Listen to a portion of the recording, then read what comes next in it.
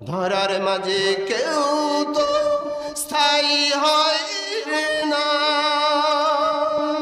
হোক না ফেরাউন কিবা নমরুদ, ধরাতে চিরকাল রবে না।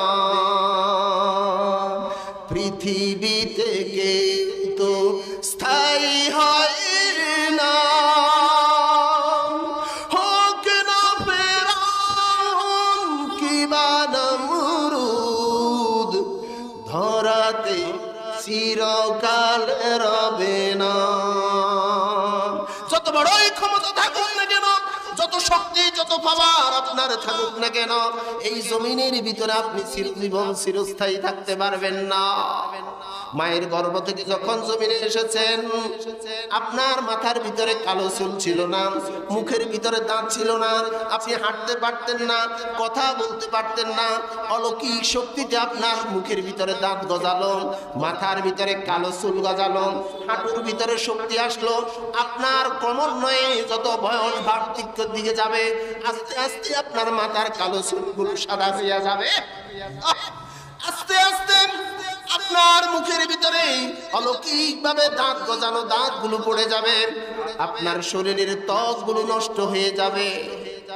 আস্তে আস্তে আপনি কবর ঘরের যাত্রী হয়ে যাবেন। হঠাৎ মসজিদের মাইকে একদিন গভীর রাত্রে অথবা যে কোনো সময়, কোনো এক রাত বা দিন দুপুরে চতুর্দিকে সংবাদ ছড়িয়ে যাবে। কোনো এক রাত বা দিন দুপুরে চতুর্দিকে সংবাদ ছড়িয়ে যাবে। পৃথিবীর সব আছে আমি আর নেই, পৃথিবীর সব আছে আমি আর নেই, হারিয়ে গেছি এই পৃথিবী ছেড়ে, হারিয়ে গেছি এই পৃথিবী ছেড়ে। পৃথিবীর সব আছে আমি আর নেই, পৃথিবীর সব আছে আমি আর নেই, হারিয়ে গেছি এই পৃথিবী ছেড়ে। হঠাৎ কোনো এক রাত, কোনো এক সন্ধ্যাবেলা মসজিদের মাইকে অথবা ফেসবুক ইউটিউবের মাধ্যমে লোকের মুখোমুখি হয়ে যাবে একটি বিশেষ শোক সংবাদ। নবীপুর নিবাসী জনাব হাফেজ আব্দুল কাদের সাহেবের ছেলে জনাব মাওলানা নাসির উদ্দিন কিছুক্ষণ আগে ইন্তেকাল করেছেন। দুনিয়ার মানুষের কানে এই সংবাদটা যাবার পরে পরে দুনিয়ার মানুষ ইন্না লিল্লাহি ওয়া ইন্না ইলাইহি রাজিউন বলে তাদের ভালোবাসা শেষ করে দিবে। কিন্তু প্রশ্ন হলো, কোন আমল নিয়ে আমি কবরে যাব?